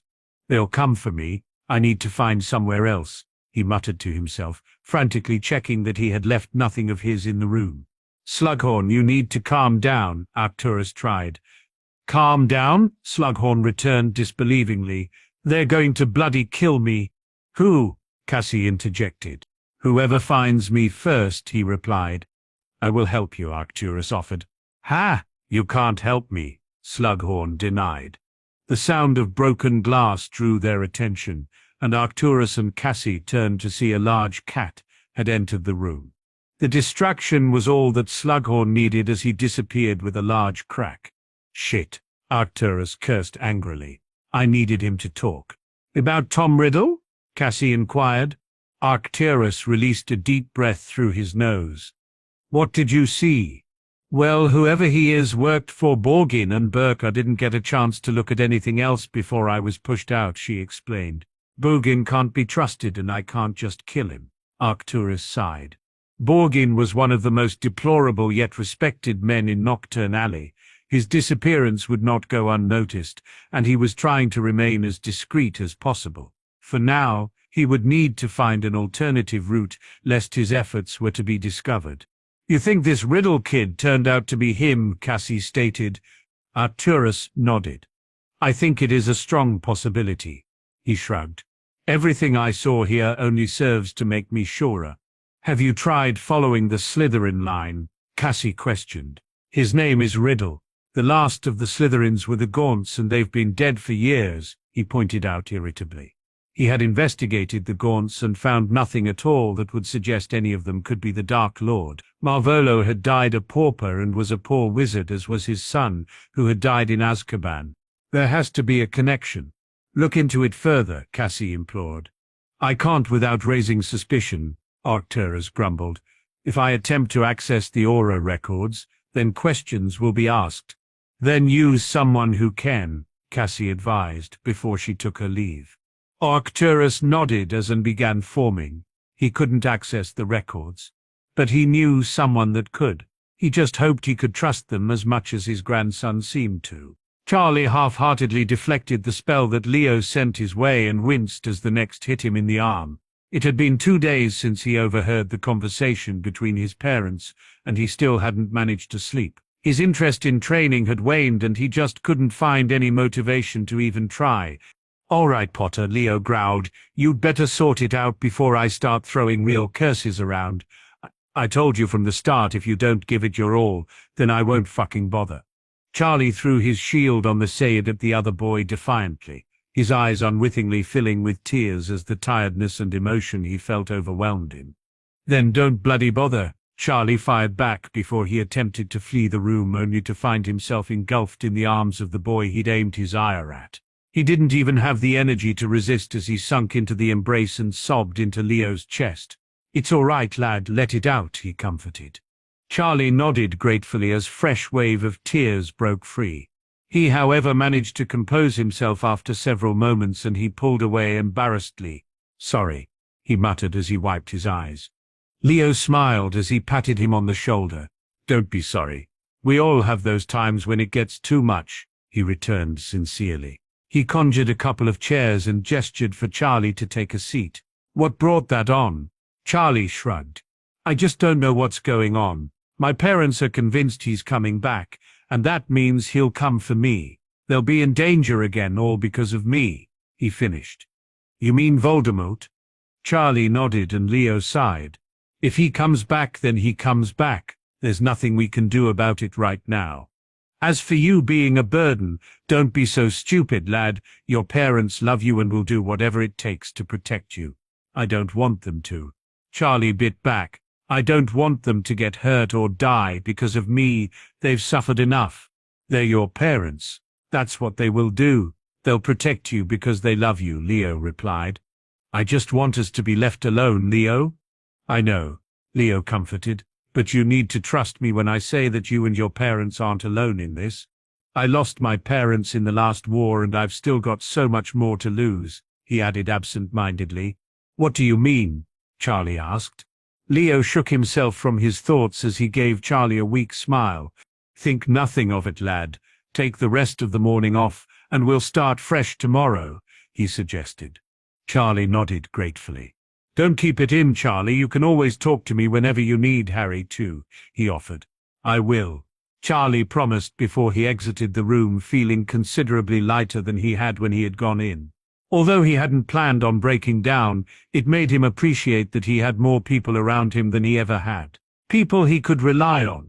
Nymphadora Tonks left the Durmstrang ship, frustrated and very annoyed. She had managed to slip aboard now a few times to spy on the headmaster, only to find that he spent little to no time with his students other than Victor Crumb. When he was not with the Quidditch star, he kept himself locked in his office, where no one was allowed to disturb him unless it was an emergency. On the odd occasion she did manage to listen in to any of his conversations. Under the cloak she received for Christmas, he had proven to only be as abhorrent as he'd shown when he goaded the young Potter. He was rude, disrespectful and downright repulsive to any who crossed his path, though she took no small amount of satisfaction seeing him wince when his hand would cause him discomfort. Though repulsive, there was nothing to suggest that he had put Harry's name in the goblet, nor anything to connect him to the incidences of the first and second tasks. If anything, she could say with confidence that he had nothing to do with any of it. She wanted to be convinced otherwise, but the man complained about Harry being in the tournament convincingly enough to dissuade her from pursuing that line of inquiry any further. This, however, left her stumped. She had no doubt that neither Karkaroff nor Maxime were involved, though no one else seemed to make sense. With a shake of her head she entered her room to find Harry with his eyes closed, wand drawn and muttering under his breath. So, not to disturb him, she stood in the doorway and watched. It wasn't often she got to see him use magic, but when she did, she found her marveling at what he was capable of. A ghostly form of a three-headed snake emerged from the wand, and she shivered as Harry hissed some instructions to it. She had gotten used to the fact that he was a Parselmouth. That didn't bother her. The language itself, though, when spoken, elicited this type of response. The snake bowed almost reverently before the essence transformed into water, coalescing for but a second before becoming the snake in water form. She continued to watch, enraptured as the water turned into fire, the flames turning from orange to green and then a blinding white, giving need for her to shield her eyes. When the light faded and she could see again, she found herself face to face with the snake, now an inky black smoke. The urge to reach out and touch it was overwhelming, but a firm hand on her forearm stopped her movement. "Don't," Harry warned. Tonks looked at him in confusion as he gave her a wan smile and conjured a rat. The rodent immediately took note of the snake and appeared to be in a daze as it walked towards it. Her eyes widened as the creature squealed and rotted away before her, leaving behind only a blackened skeleton. "What was that?" she whispered. Harry gave her another smile before closing his eyes once more. The snake flickered once and he conjured another rat, this one bursting into flames as it made contact with the serpent. "I'm working on something," he answered with a frown. "I'm trying to enchant something without having to imbue into a physical item." "You're trying to enchant actual magic?" Tonks asked in disbelief. The elemental transfiguration she had witnessed itself was incredible, something that very few could accomplish due to the complexity of the branch. Enchanting magic is something that she couldn't comprehend, let alone consider attempting. Harry chuckled as he shook his head. "I don't think that is actually possible," he sighed. "I'm trying to enchant a conjured element. I conjured steam and transfigured it into water, then water into fire and then fire into smoke, whilst adding spells to it," he explained. "I didn't see any spells." Tonks replied with a frown. You can mask curses quite easily. If I tried a stunning spell, you'd see it, Harry answered. The curses I use don't give off a visible trace. Tonks nodded. That makes sense, she conceded. Why are you doing that? Got someone you're planning on cursing? Harry smiled as he shook his head. No, so I can do this. After a moment of concentration, Harry flicked his wand and another small hydra shot from the end. It flew across the room and connected with a vase of flowers on the windowsill. The flowers instantly decomposed before her eyes, and the curtains burst into black flames and disintegrated into nothing. Tonks shot to her feet, but Harry put the flames out with a wave of his wand before she could draw her own. She turned towards him, scowling, impressed but shaken by what he had done. What the hell was that? Harry had the decency to look sheepish as he rubbed the back of his neck and laughed worriedly. I failed, he shrugged. The flames were supposed to hit the flowers, and the rotting cursed the curtains, he added with a frown. Failed? You almost destroyed half of my room, Tonks returned hotly. Sorry, Harry returned half-heartedly as he scribbled a few notes onto a piece of parchment. But this is better than I wanted, he continued, excitedly. I think I've found a new way of taking out multiple opponents at once. It just needs some work. No shit, Tonks replied. You owe me some more flowers and curtains, she growled as she prodded him in the chest. Harry grinned before kissing her on the cheek. You hate flowers, he pointed out, but I will get you more if that's what you want. Tonks pouted and narrowed her eyes before returning his smile unwittingly. I hate that I can't be mad at you, she huffed as she allowed herself to be pulled into his arms. You will be taking me shopping for curtains, mister. They weren't even your curtains. They belonged to the school, Harry replied, dumbfounded. Well, I didn't like them, so you can get me some I do like. Tonks answered with a grin. Harry sighed and shook his head. Fine, he conceded, but this better not be a trick just to get more ice cream. Tonks gave him an innocent smile as a knock on the door sounded. Are you expecting anyone? She asked as she approached the door. Harry shook his head as she opened it to reveal the grave visage of his grandfather. Lord Black. Tonks greeted him with a bow. Harry didn't like that she deferred to him in such a way. He knew she didn't like it much either, but she insisted on maintaining such a level of respect towards the man, despite his attitude towards her mother and father. Nymphadora, Arcturus greeted her more cordially than Harry expected. For the most part, he ignored her or offered a curt nod at best. I'll leave you to talk, Tonks offered as she made to step past the man. It is both of you that I need to speak to. Arcturus responded. Harry frowned at the man but gestured for him to take a seat on one of the school couches. Tonks took a seat next Harry as he sat opposite and waited for Arcturus to explain his reason for coming. We need to discuss something important, the older man began. Harry felt his stomach clench and held up a hand to cut him off. He had an idea of where this conversation was going and he was not willing to have it. I won't stop spending time with her, he declared. There's nothing you can say or do that will change that. Arcturus looked upon him in amusement, his respect even growing slightly. He certainly had no intention of trying to stop Harry spending time with the girl, not that he could. That is not what I'm here to discuss, Arcturus explained. I had my reservations about this, he continued, gesturing to the pair, but I'm neither foolish enough nor heartless enough to go there. If I wanted to, I would have put a stop to it from the start. Harry frowned at him, confused but relieved. However, this will have to be discussed in the future. I will not step down as head of the family until I can assure the future of it in a suitable way. But he continued, preventing any refute from his grandson, that is for another day. So what is it you want? Harry asked. I need you to do something for me, Arcturus answered, turning his attention to the girl.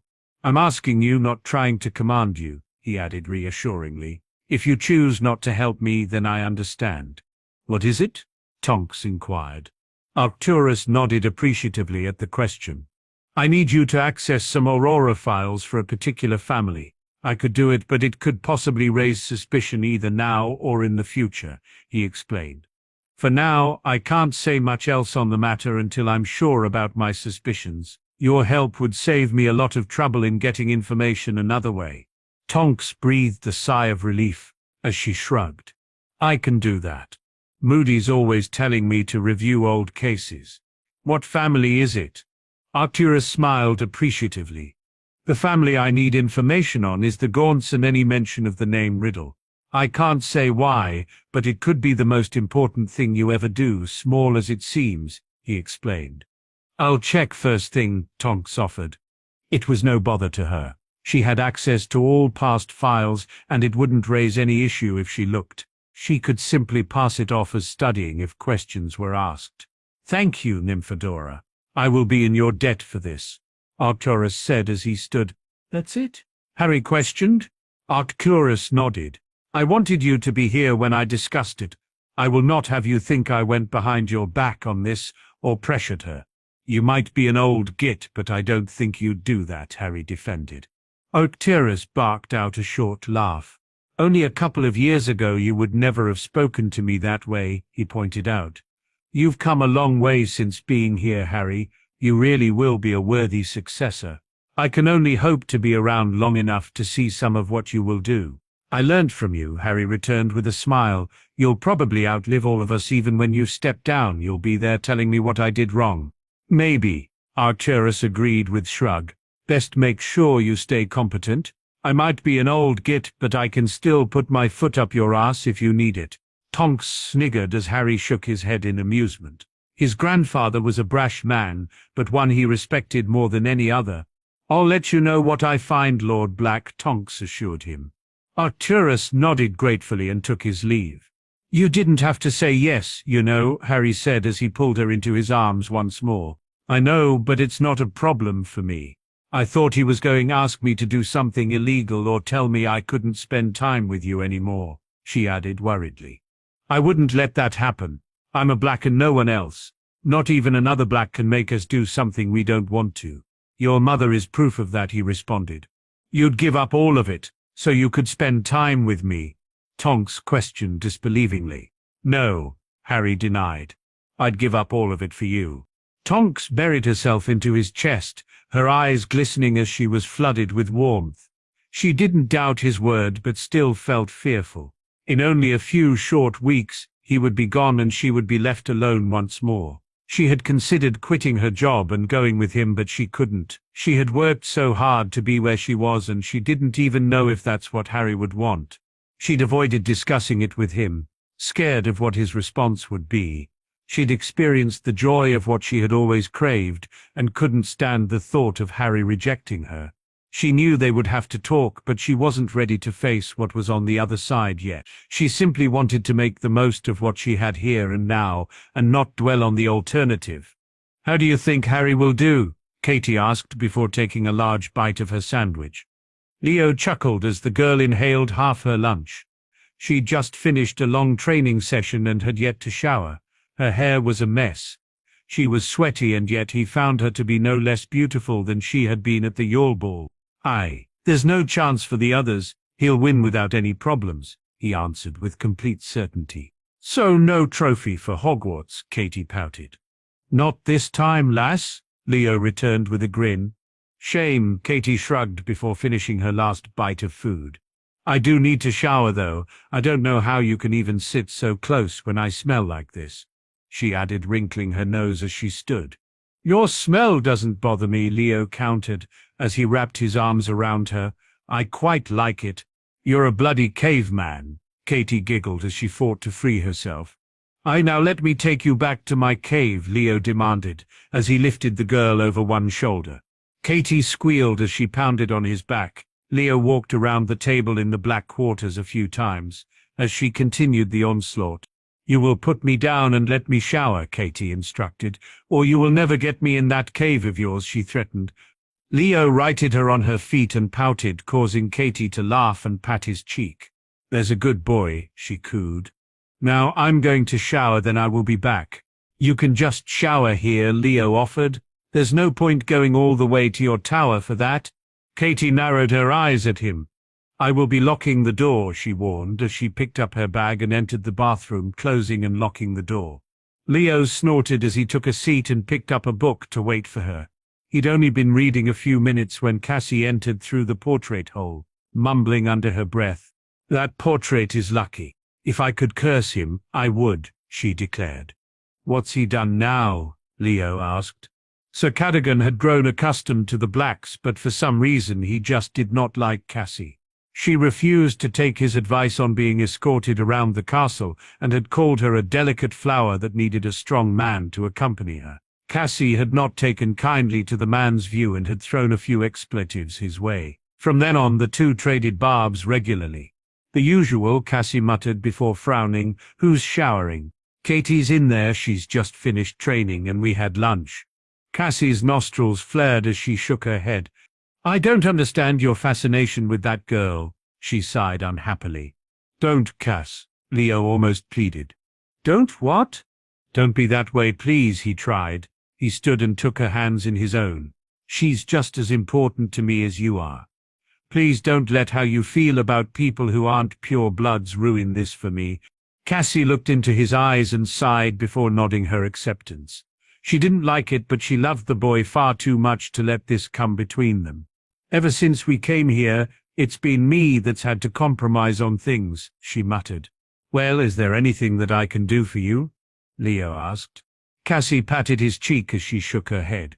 "Not right now, but maybe taking this poor old soul for dinner once in a while wouldn't hurt," she teased. Leo grinned and nodded. "Wherever you like," he offered. The pair were disturbed as the bathroom door opened, revealing a freshly showered Katie toweling her hair. She paused as she took sight of the other woman and began to panic. Cassiopeia Black left her very unsettled, and she had her suspicions. The woman did not like her very much. It wasn't often she saw her, but when she did not seem to appreciate her presence.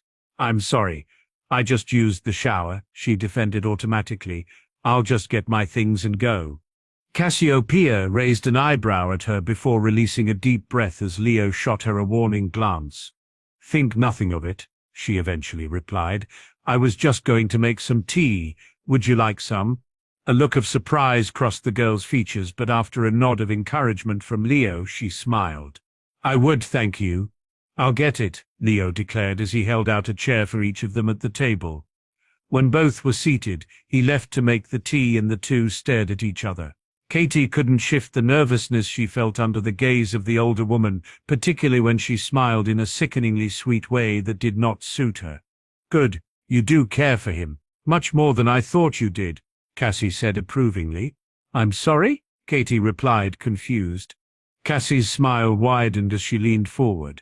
"I'm an expert at the mind arts," she warned. "Luckily for you, I don't see any indication of tricks or deception. If I had, I would have killed you where you sat, girl." "You read my mind?" Katie whispered harshly, feeling violated. Leo returned with a tray of tea before Cassie could reply, though she looked smug as she sipped that had been poured for her. "A little sugar if you don't mind," she requested as she handed the cup back to Leo, who left the table once more. "Only your surface thoughts. But if you give me a reason to, I will delve so far into your mind you'll feel me there for the rest of your days." Katie swallowed nervously and was cut off before she could respond. "He's a good boy and more sensitive than he lets on. I will not have him hurt by you or anyone," Cassie continued. "I'd never hurt him," Katie bit back harshly. Cassie nodded. "I don't doubt it now," Cassie sighed, and gave her a genuine smile. "I'm not sorry for what I did. I had to be sure." "We will be having a family meeting soon," he announced. "Leo, if you could escort Miss Bell back to her common room. You have my apologies, but you are welcome any other time you wish," he offered, as he turned his attention to the girl. "That was rather cozy," Arcturus commented, a slight smile pulling at the corner of his mouth. "She's got her claws into him," Cassie huffed. "And yet you can see no ill will from her." "Don't even try to deny it. I know you've looked," he accused. Cassie narrowed her eyes at him. "I don't like it." "What you don't like is that you feel like you're being replaced," Arcturus responded. "You have nothing to worry about. The boy bloody well dotes on you as much as you do him." Cassie looked affronted by the words of her brother as she glared at him, not deigning him with a response. "You'll be pleased to know that I took your advice. I've had Nymphadora looking into a few things for me. Arcturus changed the subject.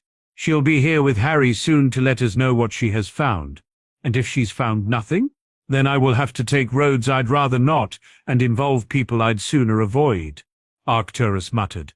Nymphadora Tonks arrived back at Hogwarts after a busy day, scouring all the reports, criminal records, and even paying a visit to Azkaban to check the available logs there. She at first thought that a perusal in the DMLE office would suffice, but her findings there had only led to further questions being raised. By the end of the day, she was confused. She had found much information that she was certain Lord Black would appreciate, much of it, however, proving to induce a headache when she pondered it.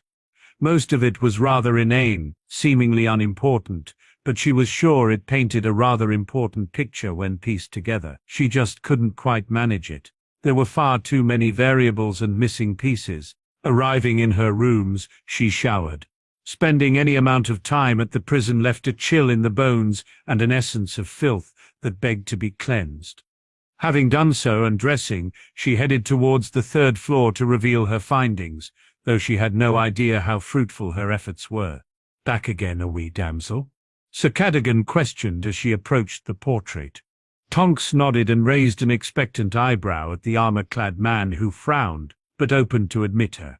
Crossing the threshold, she was met with the sight of her relatives, though none have or likely would acknowledge her as such. Lord Black was sat at the table sipping coffee whilst Cassiopeia was immersed in a book. Pushing away the unease she felt in their presence, she cleared her throat, garnering the attention of her would-be grandfather.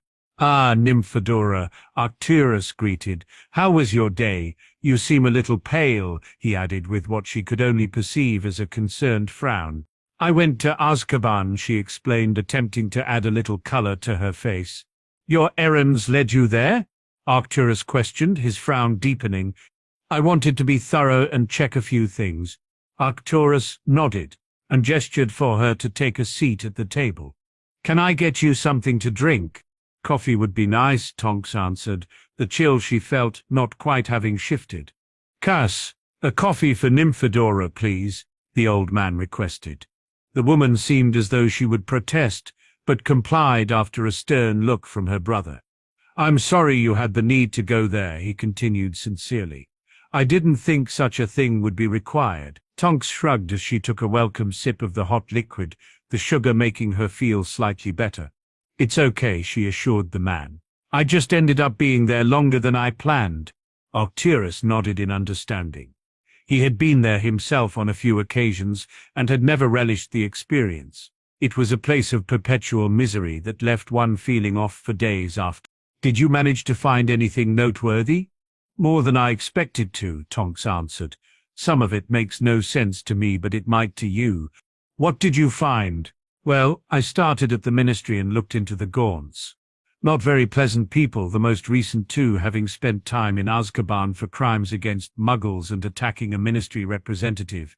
The oldest, Marvolo, died in prison decades ago, and his son Morphin is still alive, but very old and insane. He hasn't spoken a word in years, apparently," she informed him. "Any mention of a Tom Riddle?" Arcturus questioned after digesting what he'd been told. Tonks nodded.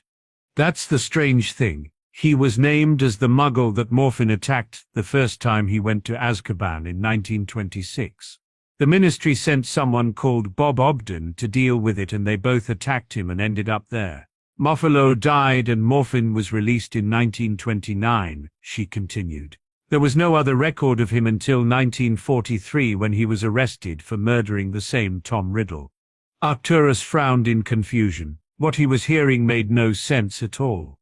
Tom Riddle was a wizard, one who attended Hogwarts during the time and graduated after the apparent death.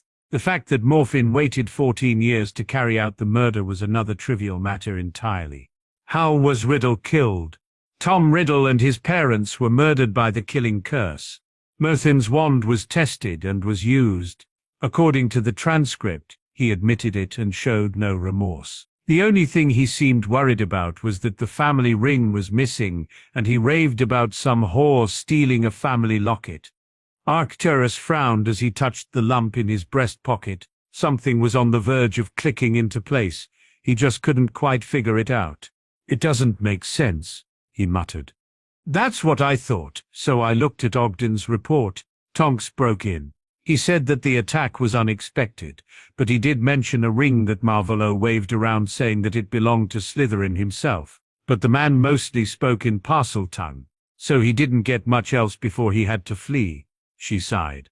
"What else did you find?" Cassie interjected. "Not much, really," Tonks admitted. "But when I went to Azkaban, the records show that Dumbledore had visited Morphin a few times, and also a house elf named Hoki during the same visits." "A house elf in Azkaban?" Cassie replied, stunned. Tonks nodded. "She apparently poisoned her mistress, a Hepzibah Smith." Arcturus frowned. The name was very familiar. Dumbledore visiting the elf and Gaunt was no coincidence. Of that he was sure.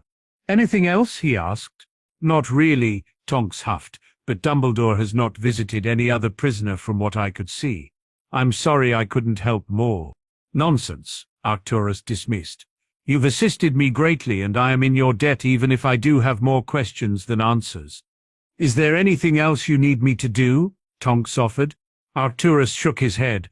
"I appreciate what you have done, Nymphadora, but best you stay out of it. I can't help but think that this is much more dangerous than I thought," he mused aloud. Tonks nodded and stood keen to go back to her room after the trying day. "You've made me very proud, Nymphadora. Despite what has happened between your mother and the family, you shouldn't doubt that," Arcturus praised. Tonks responded with a tight smile. "If it wasn't for Harry, I would have refused to help you. Whatever is going on, I know it involves him in some way. If what you're doing gets him hurt, you will all find out how much of a black I can be," she warned, before exiting the room. "Why, that ungrateful bitch!" Cassie spat as she shot to her feet and drew her wand. Arcturus placed a firm hand on her arm and shook his head. "Leave it," he instructed. "She's only acting the way that any of us would in her situation. As much as it pains me to say, but she is a black through and through," he finished with a smirk. After a moment, Cassie deflated and muttered under her breath as she took her seat. "So, what now? Are you going to see Gaunt?" Arcturus dug his palms into his eyes and shrugged. "I'm tired of the cloak and dagger approach. It's doing nothing but bringing up more questions. I'll go where I should have after I saw Slughorn. At least that way there will be no written record, and less chance someone will hear about it," he grumbled as he stood and again patted his breast pocket. "Borgin?" Cassie asked with a frown. "Borgin," Arcturus confirmed with a sigh. With his hood pulled over his head, Arcturus approached the dingy shop he had frequented over the years. Borgin had always been a prickly fellow, even more so after Burke had passed on. There had always been rumors surrounding the relationship between the two, but Arcturus suspected that they had merely been friends. Two very strange men who had bonded over their even stranger proclivity towards dark and rare items, a proclivity that had made them both quite wealthy. The bell jangled as he entered the shop, the musty smell of books causing his nose to crinkle. The decor had not changed from his last visit many years ago, and the floor and glass had not been maintained.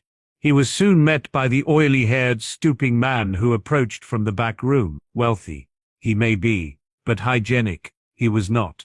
Both he and the shop exuded poverty in measure, though the items on show would fetch a hefty sum. "It has been some time since you last graced us with your custom, Lord Black." The man greeted him with a stiff bow. "It has," Arcturus agreed. "The place remains the same, I see." The man sneered at the slight and stared at Arcturus through yellowing eyes.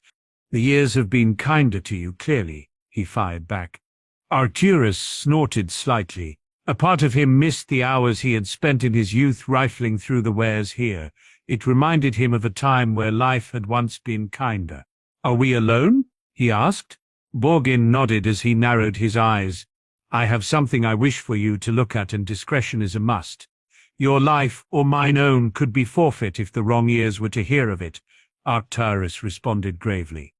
Borgin raised a suspicious eyebrow before drawing his wand and giving it a flick. Arcturus felt a very powerful set of wards activate, and Borgin gave him a toothless smile. "Discretion is my game, Lord Black.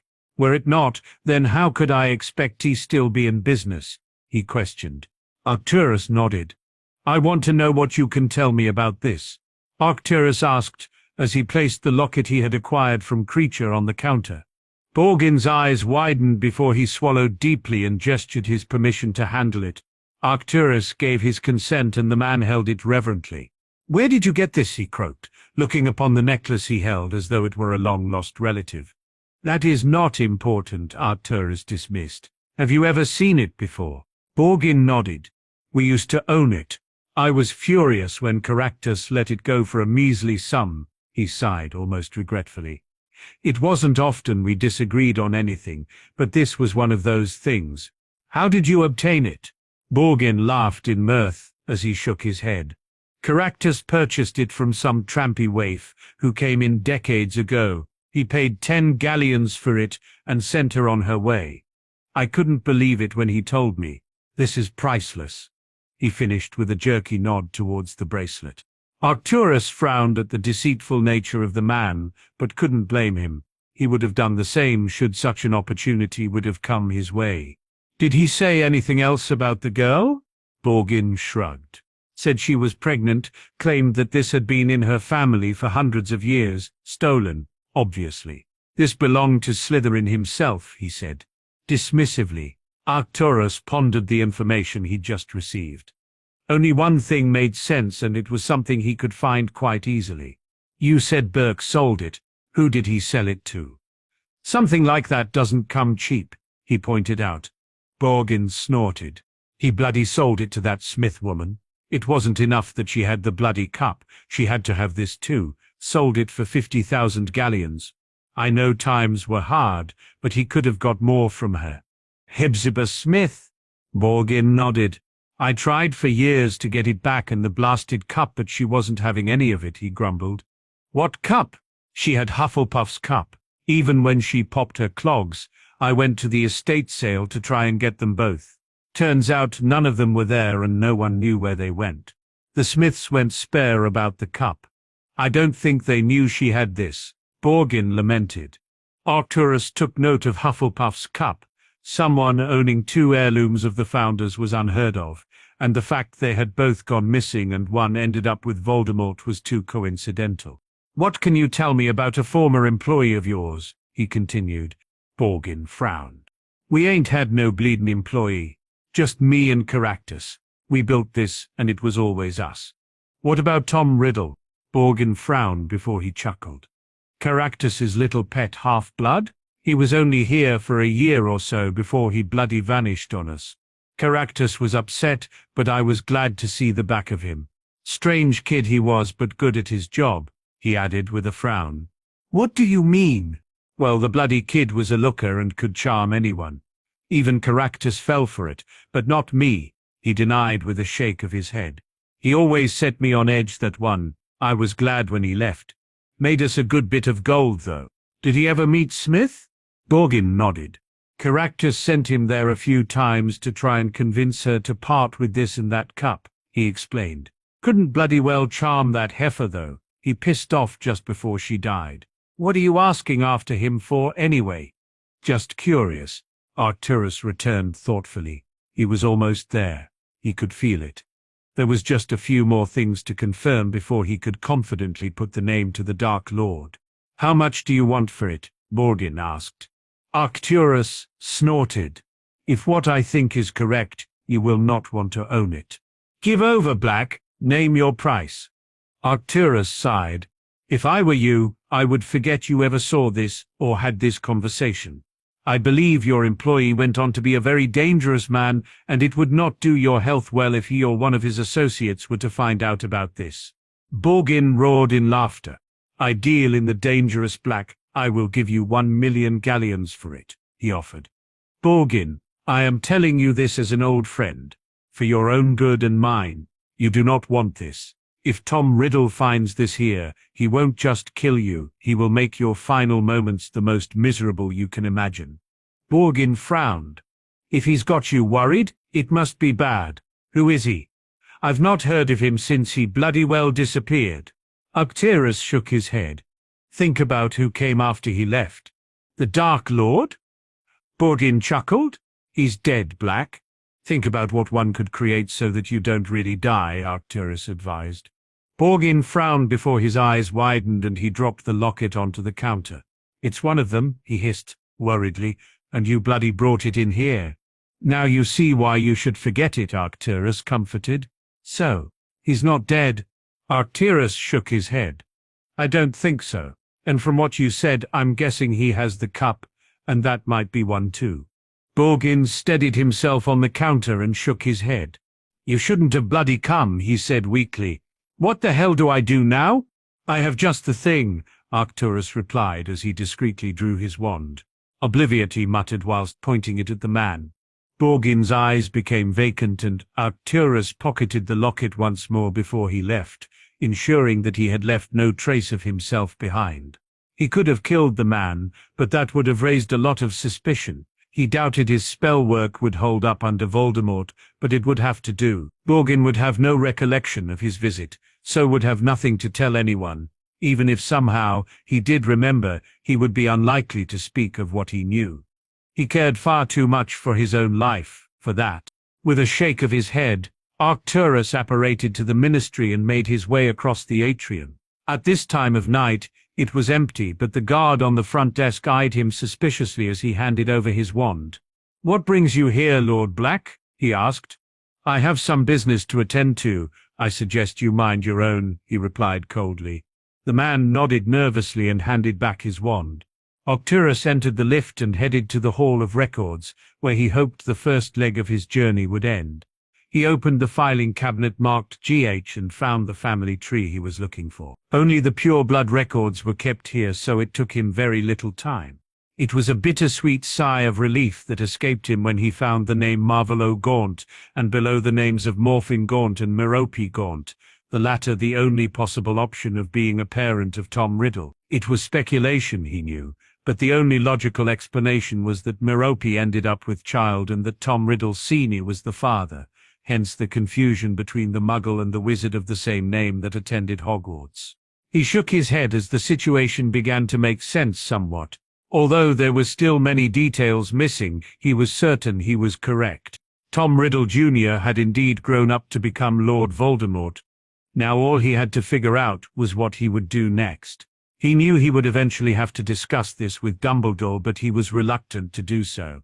The man was an enemy, but he knew he had little other choice. Fucking goat, he grumbled as banished the document to where he had retrieved it.